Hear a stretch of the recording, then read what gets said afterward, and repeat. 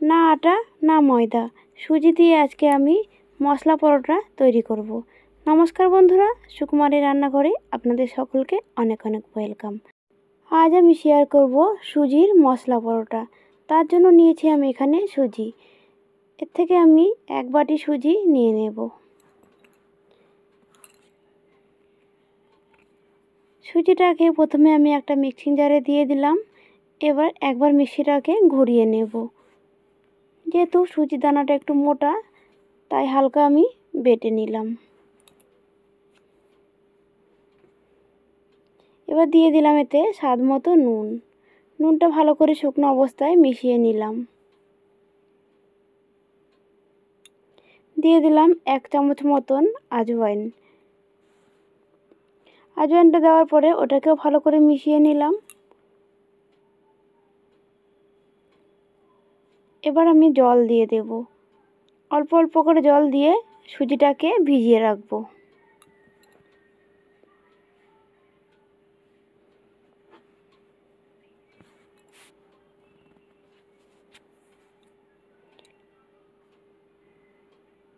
যতটা প্রয়োজন জল দিলাম, ভালোভাবে মিশিয়ে নিয়ে সুজিটাকে এবার আমি ভিজিয়ে রেখে দেব 15 থেকে 20 মিনিটের জন্য।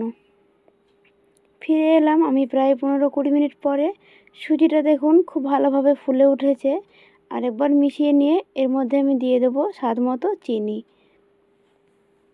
দিয়ে দিলাম 1 চামচ চিলি ফ্লেক্স। চিনি আর চিলি ফ্লেক্সটা ভালো করে মিশিয়ে নিলাম। এবার দিয়ে দেব বেশ কিছুটা ধনেপাতা কুচি। এটাকেও খুব ভালো করে মিশিয়ে নেব।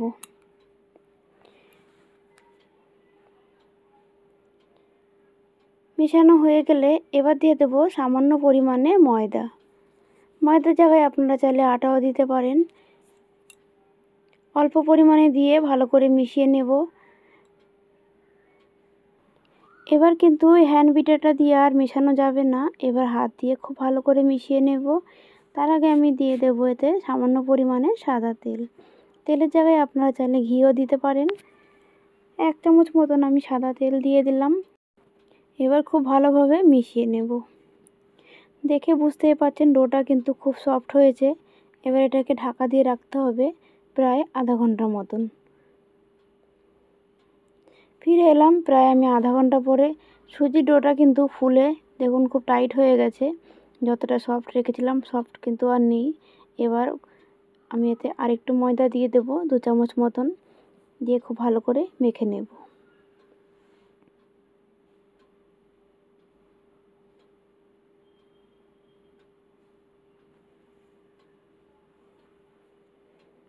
আবারও আমি 1 চামচ মতন সাদা তেল দিয়ে দিলাম। যেহেতু এটা সুজির পরোটা হবে তাই ডোটাকে কিন্তু খুব ভালো করে মাখতে হবে।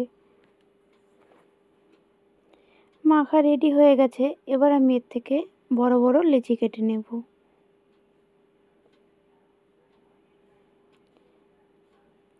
আমি এখানে 3টে পরোটা তৈরি করব এখন। 3টে বড় বড় লেচি নিয়ে নিয়েছি। এবার এগুলোকে আমি বেলে নেব।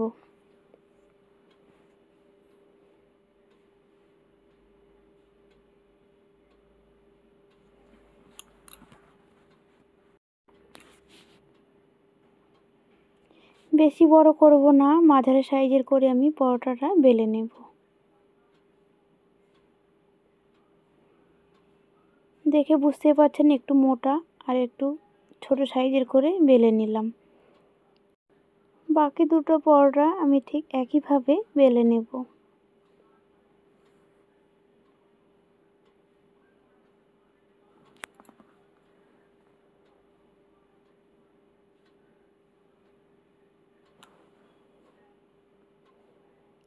এই পরোটাটা বেলা হয়ে গেছে, দেখতে পাচ্ছেন এটাও একটু মোটা করে আর ছোট সাইজের করে বেলে নিয়েছি।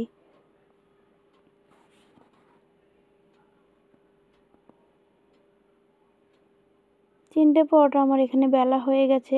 এবার এগুলোকে আমি ভেজে নেব।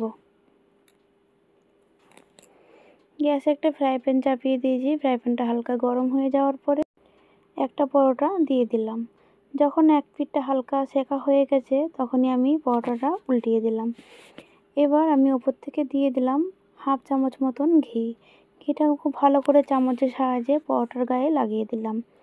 এবার উল্টিয়ে নিয়ে উল্টো পিঠটাকেও আরেকটু ঘি দিয়ে দেব।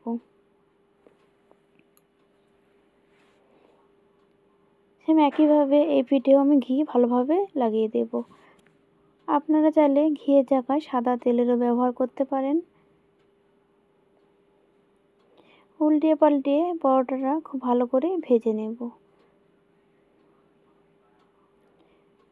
যেহেতু এটা সুজির পরোটা তাই কিন্তু খুব একদম লাল হবে না, এরকমই কালার আসবে। এই পরোটাটা ভাজা হয়ে গেছে, এবার আমি তুলে নেব। বাকি দুটো পরোটা আমি সেম একইভাবে ভেজে নেব।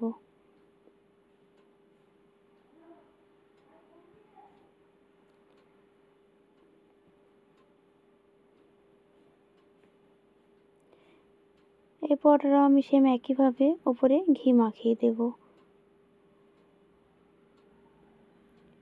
উল্টিয়ে দিলাম, উল্টো পিঠটাও সেম একইভাবে ভেজে নেব।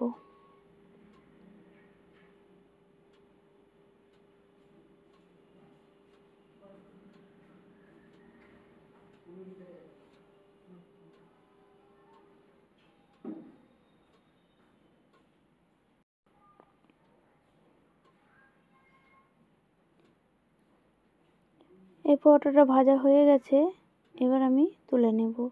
বন্ধুরা, আজকে আমার এই সুজির মশলা পরোটা রেসিপিটি কেমন লাগলো অবশ্যই কমেন্টে জানাবেন। আর আপনারা বাড়িতে তৈরি করে খাবেন, আশা করছি আপনাদেরও ভালো লাগবে। তাহলে বন্ধুরা, আবার আসবো অন্য কোনো দিন অন্য কোনো রেসিপি নিয়ে। ততক্ষণ আপনারা ভালো থাকবেন। ধন্যবাদ।